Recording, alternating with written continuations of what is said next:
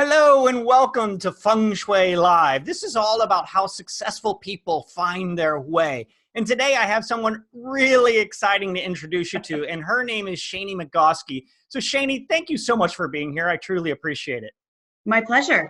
So we're going to have some fun today because Shani is a lot of different things. She's a facilitator, she's an executive coach, she's a consultant, and she really helps people understand out of all the things you could, should, need, or must be doing, what are the things that are going to create the shift?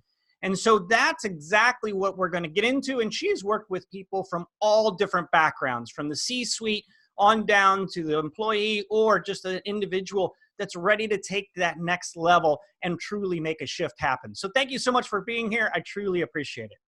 It's my pleasure. I'm really excited. So let's dive into it, because I know that we have a lot of golden nuggets that we want to start to share. So if those of you that are joining here live or on the replay, make sure you get your notebook out, because there's going to be a lot of things that Shani is going to share with us. So what is kind of step one when you're approaching a problem or you're looking at an organization or a culture and they need to make that shift? What's the first thing that you start to look at?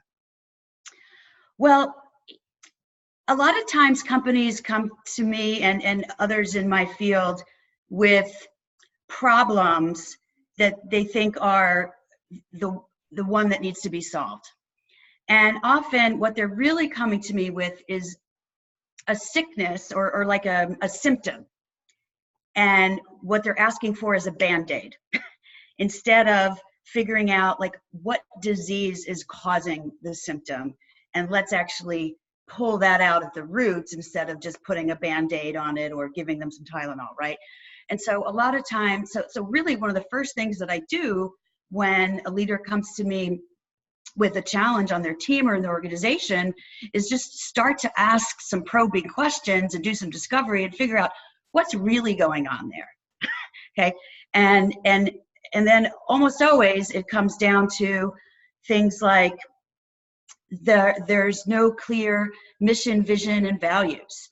Or if they are, they're super outdated, and or they're just posters on a wall that no one really pays attention to.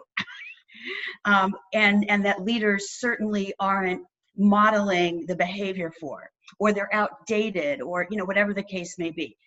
And then another set, just in terms of big, broad sets of challenges I see are communication problems, as in insufficient or completely lack of communication up, down, and sideways.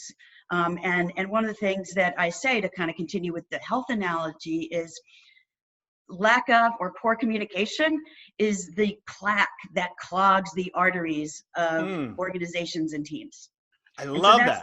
So to answer your question, the first thing I do is try and figure out what the hell is really going on. Yes, absolutely. I was thinking before we jumped on live here or doing this interview is, kind of my perspective and what do people need to know? And what I find is, in theory, it's nice, but as you start to escalate, you get better questions. Meaning, yep. as you elevate into the different levels, and those questions could be very simple, but it cuts through all the nonsense, because what I find is when people get bogged down, they're doing work and they're saying, hey, I'm overloaded, I'm overwhelmed. Yep. But the things that they're doing aren't really having the biggest impact. And so one of the things I think that you bring to the table is helping a person, as you said, kind of clear through all that nonsense and start asking, hey, what's the real challenge and what do we really want to focus on? And then helping a person escalate. Is that correct? Yeah, I mean, that's among the many things that I help people do. And what you're alluding to is a bit of a structural and a productivity challenge, both at the individual and at the team level, that people are often focusing on the wrong stuff. And part of it can be because there's an agenda of the day, a project of the month, a fire drill of the moment. And so of course, unless the leader is clearly communicating almost on a daily basis what is the current priority, because things are changing so rapidly, like, of course, people don't know, and so they're going to try and get it all done.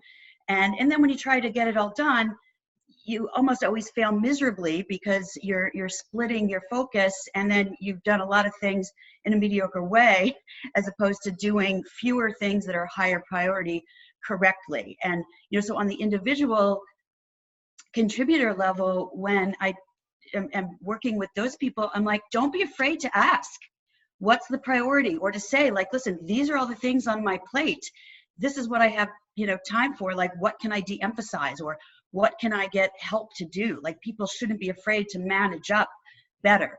And then from the leader's standpoint, of course, they need to be communicating better and always asking themselves, like, how am I spending my time? Because a lot of leaders are still too much in the weeds and not doing the value-added stuff that they should be doing as leaders. And I just get leaders to think really in a straightforward way about, like, what is the return on investment on your time, right? Yes. And let's make sure that you're spending 80% of your time on the 20% of things that are the highest value add, and otherwise you should be delegating them or outsourcing them or figuring out how to get that work, because it's not the highest and best use of your time. I love this. There are so many ways that we can take this kind of next question, and this truly excites me. Like, I love this type of topic and talking with someone like you. So thank you so much. It's sort of like, Marie Kondoing your schedule. Yes, like, yes. Right? What yes. brings you joy and / what brings you value in the workplace? I love it. So one of the things that keeps coming up here is communication. And it's communication going up and communication going down and potentially communication going sideways as well. Yep. Now, here's the question. When you come in, there's already some disruptions, some distractions. Sometimes the culture's probably in a little bit of chaos and they don't know what to do, and they're looking for that Band-Aid, and they're hoping you will come in for that Band-Aid, and then you kind of flip it and you're like, we're not looking for a Band-Aid. We need to get to the reality here. And so when a person doesn't quite have their voice or understand, hey, I can talk all day long, but what are we talking about? How do you help a person get their voice back or understand and gain that clarity to be talking about the right things? Yep. It really goes all the way down deep into humanity. Like, what are the values that people hold most dearly? And when I start work with any new client as an executive coach and work with teams, one of the very first foundational pieces of work that I do is on their values. What matters to you, right? And what if it's not showing up for you in your life and in your work is creating internal conflict for you? Because typically that is what triggers us, is when someone or something or some situation is contrary to what we think in our hearts and in our heads and our hearts and in our guts is really, really important. And so, for example, one of the reasons that I left Wall Street, for example, I had a great job working at Goldman Sachs for a long, long time, and it was a great company then. It's still a great company now. But the more senior I got, I started feeling a lot of internal conflict, and I was I wasn't happy anymore. And so when I really looked at, like, why aren't I happy? Because I'm like, I work at a great firm, I have an awesome job, right? That anyone who has gone to business school would, like, cut off a limb to have the job I had. I'm like, so why aren't I happy anymore? And really what it came down to was what I value most in life, among a few other things, is adventure and travel and experiences. And when I say adventure, that includes adventure sports. I love to ski and rock climb and hike and skydive, you name it. And I'm like, this job doesn't allow me the freedom to honor those values, because when you work in a job like that at a firm like that, it's like 24/7, 365. You're lucky if you get to take an uninterrupted vacation. Very rarely. And so that's the sort of work that I'll start to do with people. ask them questions that get them to tap into those things. And honestly, like sometimes people have a hard time answering them because they're not questions that they get asked every day. And they're some existential type questions. And then in terms of the team, figuring out like, hey, what really motivates this team, right? And let's make sure we align on the foundation of that, because you can't, it's like a house. If you don't have a sound foundation, you know, you start putting up walls and windows and roofs and the shit's going to collapse if the foundation isn't solid. And so we've got to get alignment across most of what the team values in order to keep building, including how they're going to communicate going forward. Does that answer the question? Absolutely. Again, there's so many golden nuggets. So if you're joining live or you're listening to the replay, I want you to begin to understand what Shani's talking about here. Because we're talking about in terms of business and culture and organization. But if you noticed within all of that, she dropped a couple golden nuggets that stood out to me at least. And that was a couple such as happiness, you know, time or money, or experiences in adventure, freedom and flexibility, and understanding even if things appear on the outside to be amazing, at the end of the day, what do you really want? Yep. And is that professional career or path in alignment, because she started talking about alignment, in alignment with what you really want and helping you take it to the next level? And so I think for me, the shift is happening. Like it's coming here when you start sharing these things. Yeah. And, you know, and a lot of times people don't either have the courage to make the shift, or they think they're stuck and they can't. And there's almost no situation where that's actually true, right? We just have to make shifts elsewhere to make the bigger shifts, like shifts in our spending habits, shifts in how we define success. I mean, that was a big one for me, right? Because I was in an industry where just success is defined by, you know, if you've done the biggest deal and are you getting the biggest bonus? And I'm like, to me, that doesn't matter if I die unfulfilled because I haven't seen and done all the things that I want to do. And this is a society, at least in our country, that success in many cases is defined by money. And so if people do want to make the shift, they have to really adopt a new mindset about what success looks like, and don't let other people's definitions of success define you. Yes, absolutely. Woo, here we go. All right. So first of all, before we continue, if someone is looking to find out more information or just follow you or see kind of what you're talking about, where's the best place to go? Sure. My website is the LeaderShift Project, an obvious play on the word leadership.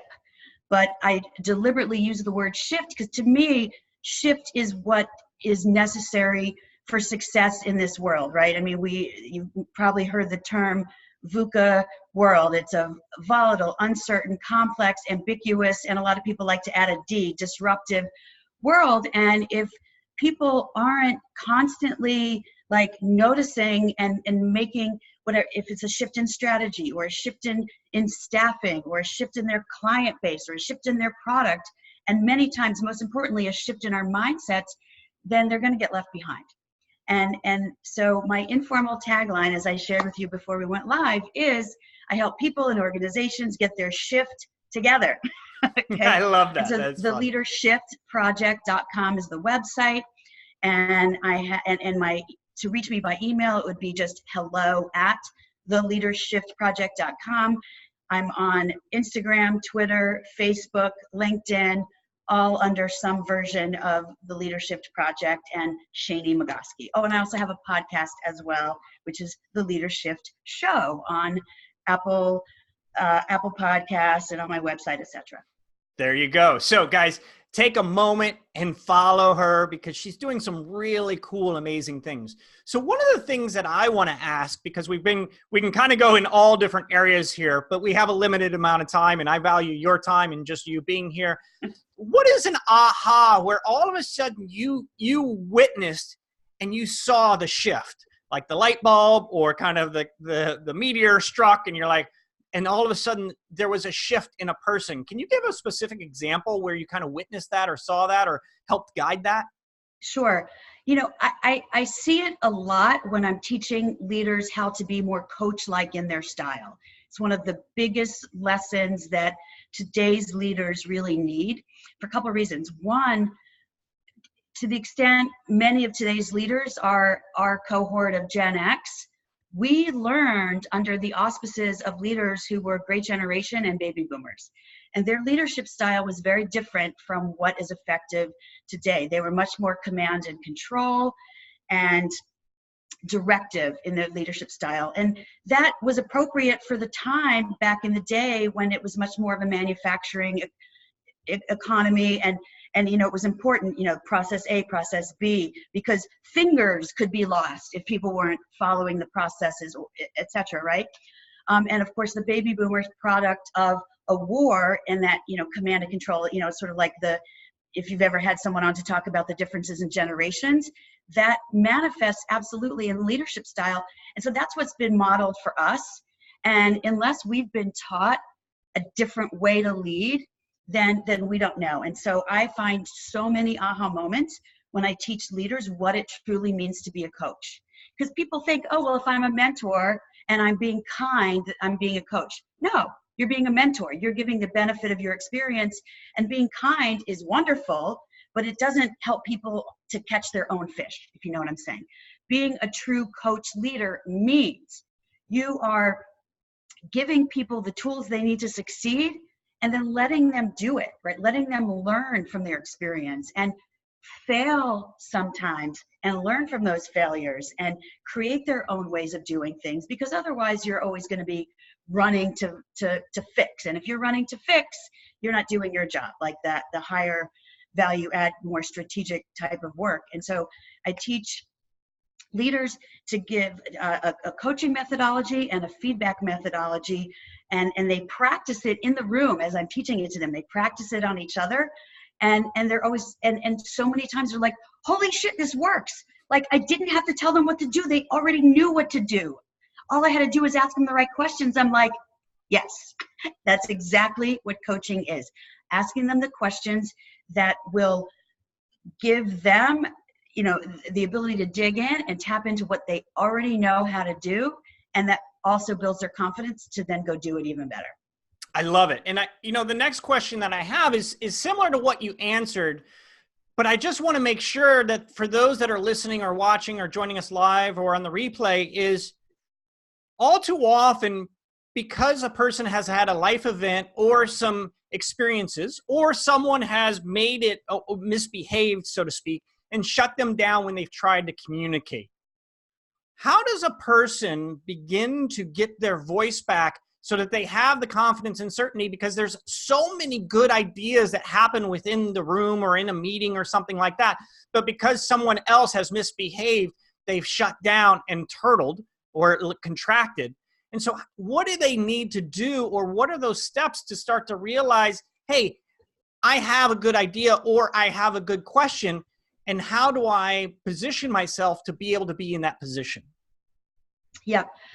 I think, so let me just make sure I understand the question. So this person has been shut down before, or seen other people be shut down in that context? Well, it could be both, right? Because they know that they've seen some patterns and now they correlate. If I speak up, this person is going to bulldoze me over or make me feel bad or intimidated or anything like that. And we see it in politics. We see it in right. business. Okay. And so what do they need to do to get their voice back to start to communicate? There's so many layers to that question. Yeah. I mean, if there's someone who consistently does that, I would want to coach the other person on how to approach them on a one-on-one basis to let them know what the impact is that they're having, because maybe the impact is unintended. And to the extent it's causing people to withhold great ideas and innovation, it's certainly having an impact that they wouldn't want to have if they're truly caring about the business. And so that would necessitate a one-on-one conversation. But just for the average person who maybe is just a little afraid, there's a couple things that you can do. So before a meeting, if you know you have a really good idea and you want to make sure it's heard, go socialize it with a couple of other people that are going to be in the meeting in advance and say, listen, I want to advocate for this, and I want you to support me, to have my back if it looks like, it's being blown off or whatever. And so just make sure you have your supporters around you and that they have their antennas up to have their back. So that's certainly one thing that they can do. Another thing is, like, how are you presenting the idea, right? Are you quiet and timid? Are you using qualifying words so that your confidence isn't coming across? Or are you showing up with a lot of confidence and you're clear and you're concise and you're passionate about the idea? Because that same idea is going to land very differently depending on how you're showing up when you're putting forth the idea. Fabulous. I love that. And so as you're talking again, so many questions come up, and I just have one or two more, but we could literally go throughout the entire day. And one of the things that's coming to me is you've had such a diverse and empowering professional life. Yep. And you're continuing to expand and follow your path and what's true to you. And what's coming to me is, how do you focus when you really need to get things done? Because I find as people get older, they have more thoughts, less action, and are not getting the results, or they're not satisfied with the results. So what do you do, or what can you do to help others to truly focus, to kind of complete that cycle of thought, action, result, and then repeat? Sure. I mean, part of it is just having the discipline to block time in the calendar for the non-urgent but important, right? The whole Eisenhower grid of urgent and important. And most people only are paying attention to the things that are urgent and urgent important. And, so if it's non-urgent, not important, take it off your freaking to-do list, okay? If it's not urgent but important, we need the discipline to block time on the calendar to do those things. And I would say most people have their best thinking in the morning in terms of energy level. So at least a couple of days a week, don't spend the first couple of hours of work checking your email. It's not the highest and best use of your time, and certainly of your energy. Check, scan the email, see if there's anything that is super, super urgent in this moment. If not, you can go back to it later when when you don't have your highest, most focused energy. So those first couple of hours in the morning, block them for the things that take thought and planning and are more project oriented. So that's number one.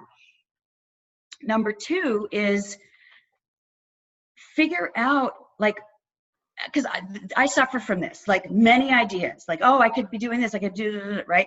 And so I keep lists of my ideas and so that I don't forget them. And then from time to time, I'll do an impact effort analysis. Because, I have that left brain former investment banker side of me that likes to quantify things sometimes and not just go by, my gut and my heart and my values. All that stuff is awesome. And sometimes I need to honor my left brain, more logical, linear side. And so that's when I'll sit and do an impact effort analysis and say, okay, of these 10 things that I want to do, could be doing, okay, what's the impact that doing this would have on my business or, my performance, okay? And I'll rank it 1 to 10, 1 being low impact. I like it, but it really wouldn't have a big impact, or 10, it would blow the doors off, okay? And then effort, how much effort is it going to take, right? And so I rank that backwards. So 10 would be not that much time and effort and resources. 1 would be a lot. And then I'll multiply, so if something is a 10 in impact and doesn't take a whole lot of time and focus and resources, that 10 times 10, that gets a score of 100, right? And so if you do that across all 10 things, you'll see the cream rises to the top, where the things you could be focusing on that have the highest impact on your business or performance and aren't gonna take you out of commission for weeks at a time to get them done. I love it. So, another aha here for those of you, again, that are here live or watching the replay, take a moment, pause, rewind, and listen to this. And what comes to me, I love this analogy. What happens when a person's so busy they feel like they don't have time to do that analysis? And how does that impact their results? They're just in a downward spiral. It's like being in the mud or in quicksand. Like, and it's funny, you do get this people who say, oh, I don't have time to sit back and be strategic and prioritize. I'm like, no, you don't have time not to, because you are misspending your time, right?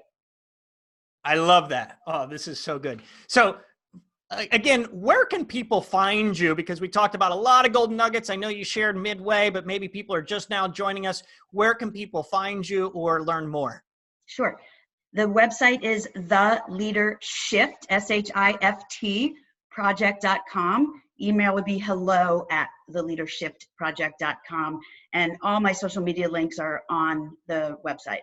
Shani, thank you so much. You dropped a lot of golden nuggets here, and a lot of golden nuggets that people might have in the back of their mind, but they're just not aware of.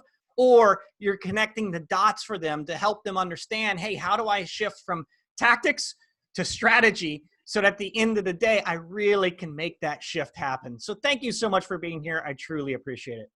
My pleasure. Thank you for having me. And hello to everyone who is listening now on Facebook or later on the replay.